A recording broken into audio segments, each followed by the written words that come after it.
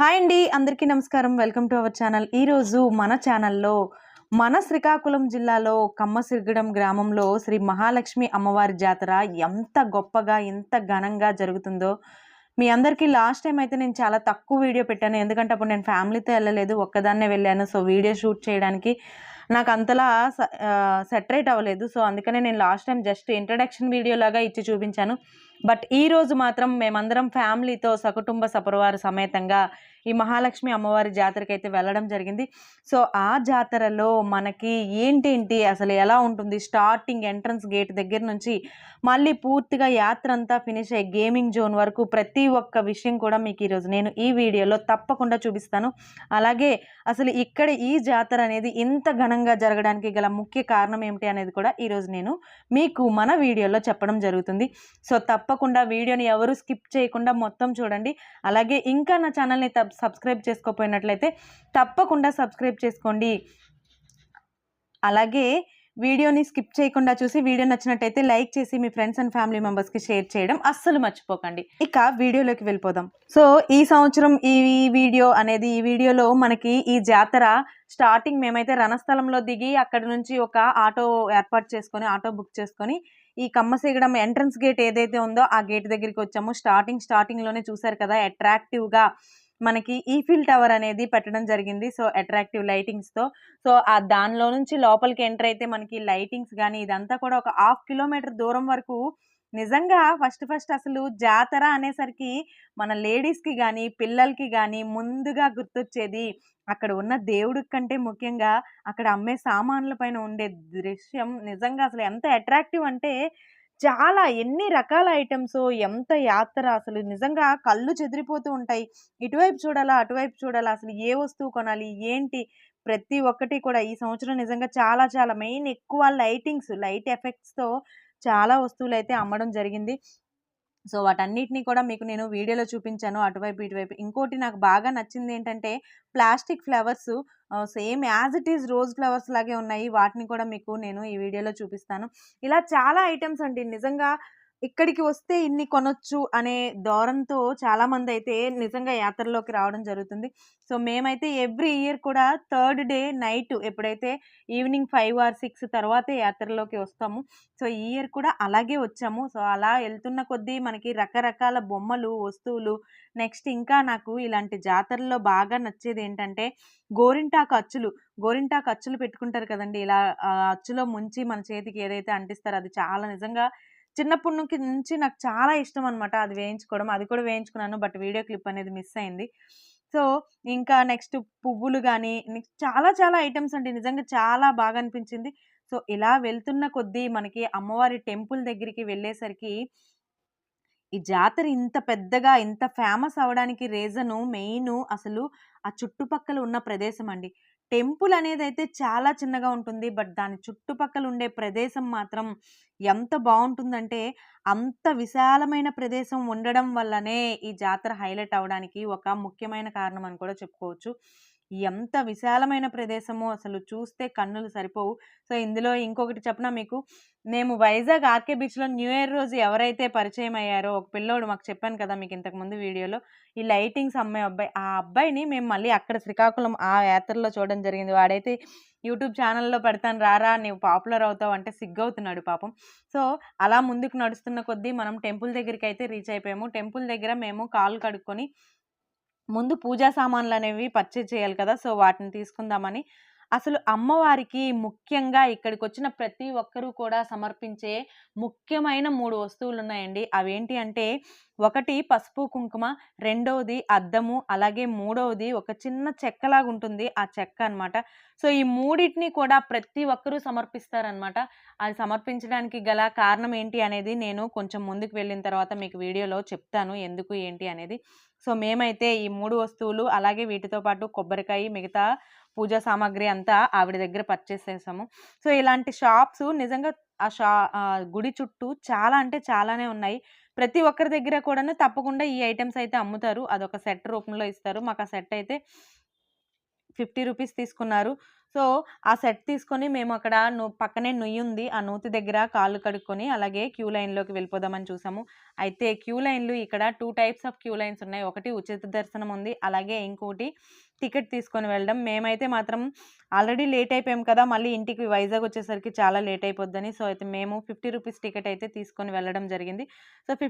50 ticket ఏంటంటే మనకి ఒక పావుగంట, 20 నిమిషాల్లో దర్శనం అయిపోతుంది. బట్ ఉచిత దర్శనం అనేసరికి మినిమమ్ 1 అవర్ స్పెండ్ చేయాల్సొస్తుంది. సో, క్యూ లైన్‌లో 1 అవర్ స్పెండ్ చేసే కంటే దానిని బయట ప్రదేశంలో ఆలయ ప్రాంగణంలో స్పెండ్ చేసినట్లయితే మనకి ఒక పీస్‌ఫుల్ అనేది మన మైండ్ సెట్ ఏర్పడుతుంది. అలాగే పిల్లలు కూడా ఎంజాయ్ చేస్తారు కదా! ఆ ప్లే ఏరియాస్‌లో అనేసి మేమైతే రూ. 50 టికెట్స్ తీసుకొని దైవ దర్శనానికి లోపలికి వెళ్ళాము. చెప్పాను కదండీ! గుడి చాలా చిన్నదని. నిజంగా ఈ గుడి ఇంత చిన్నది అయినప్పటికీ ఇంత పాపులర్. నేను చూసాను కొన్ని వేల మంది. అది కూడా మూడవ రోజు. ఈ 3 రోజులు కూడా ఇంతే రద్దీగా, ఇంతే కంటిన్యూగా టెంపుల్‌లో పూజలైతేనేమి, అలాగే ఈ జనాలు ఇలా రావడం అయితేనేమి, ఇదంతా ఇలాగే కంటిన్యూగా ఉంటుందట.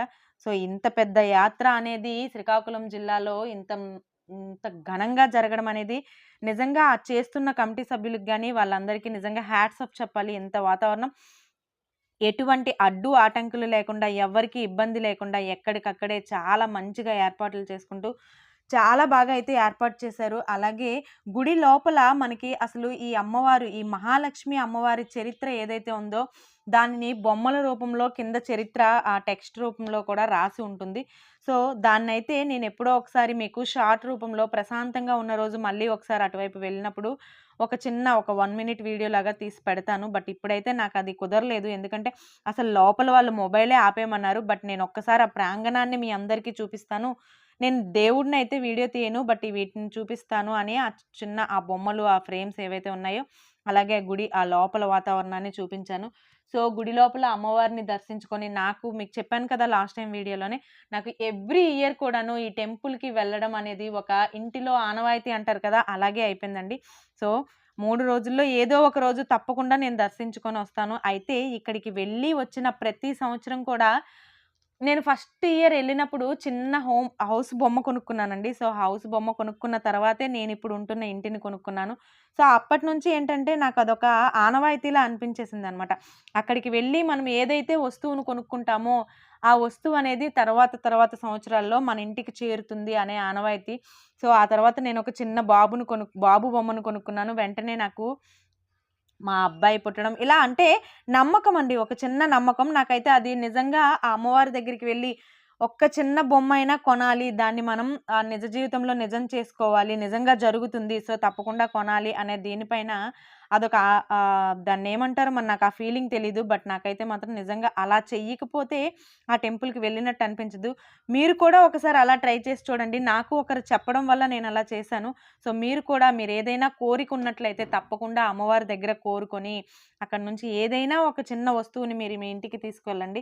తప్పకుండా మీ కోరిక నెరవేరుతుంది అని నేను అయితే బలంగా చెప్పగలను. ఎందుకంటే నేను నిజంగా నమ్ముతున్నాను కాబట్టి మీకింత చెప్పగలుగుతున్నాను. సో, అయితే మీకిందాక వీడియోలో చూసారు కదా! అక్కడ చాలామంది పైకి విసురుతున్నారు చిన్న వస్తువులు. ఆ చిన్న వస్తువులేనండి. ఆ అద్దము, అలాగే అరటిపళ్ళు, పసుపు, కుంకుమ, అలాగే ఆ చిన్న చెక్క ముక్క. అయితే దీనికి గల అసలు స్టోరీ ఏంటంటే ఈ మహాలక్ష్మి అమ్మవారు విజయనగరం రాచరిక రాజ్యానికి సైనాధిపతి అయిన గురప్ప దొరగారి రెండో భార్య ఈ మహాలక్ష్మి అమ్మవారట. అయితే ఈ శ్రీకాకుళం నవాబులతో జరిగిన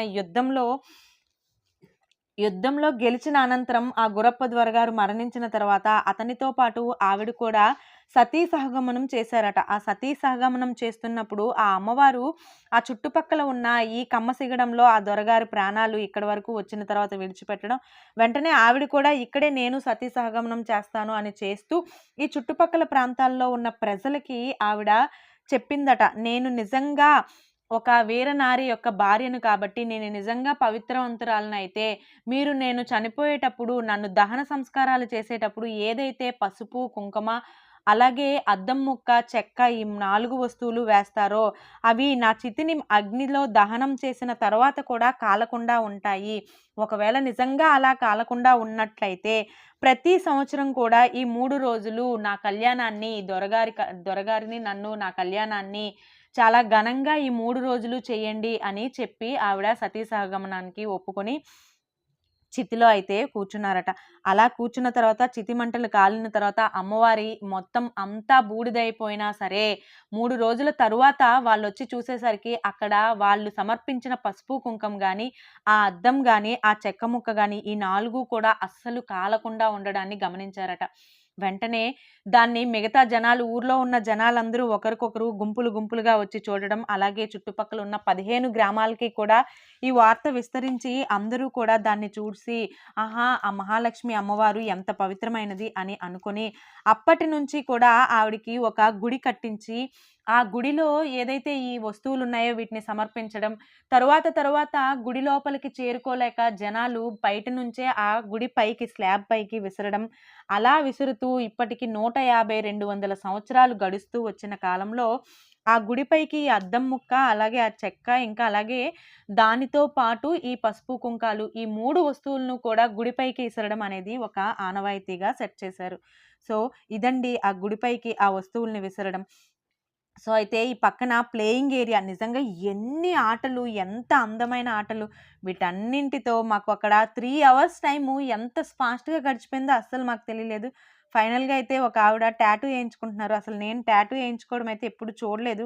ఎలా వేస్తారు అంత మంచి డిజైన్, ఏమన్నా ప్రింట్ తీస్తారా అనుకున్నాను. బట్ హ్యాండ్‌తోనే ఎంత చక్కగా వేశారో కదా! నిజంగా చాలా బాగా. సో, ఇది చూసిన తర్వాత ఆ ప్లేయింగ్ ఏరియాలో కొంతసేపు మా పిల్లలకి ఒక 2, 3 ఆటలు ఆడించేసాము. ఆడించేసిన తర్వాత ఇంకా టైం అయిపోయింది గదా! సో, మేమైతే మళ్ళీ రిటర్న్ అయిపోయాము. ఎందుకంటే మళ్ళీ వైజాగ్‌కి బసెస్ అవన్నీ దొరకవేమో అని. సో, ఇదండి ఈ వీడియో. ఈ వీడియోలో ఉన్న అమ్మవారి మహిమ గురించి నేను చెప్పే కంటే మీరు స్వయంగా అనుభవిస్తే చాలా బాగా అనిపిస్తుంది. సో, ఇంతకుముందు ఎవరైనా మీరు ఈ అమ్మవారి గుడికి వెళ్ళినట్లయితే తప్పకుండా కామెంట్ సెక్షన్‌లో మీ ఎక్స్‌పీరియన్స్‌ని కామెంట్ చేయండి. అలాగే ఇక ముందు తప్పకుండా ఎవరైనా వెళ్ళాలి అనుకుంటే మాత్రం ప్రతి సంవత్సరం రథసప్తమి తర్వాత ఈ వేడుక జరుగుతుంది. తప్పకుండా వెళ్ళండి. ఇదండి ఈ వీడియో నచ్చినట్టయితే లైక్ చేయండి. థాంక్స్ ఫర్ వాచింగ్ అండి. మరో మంచి వీడియోతో మీ ముందుంటాను.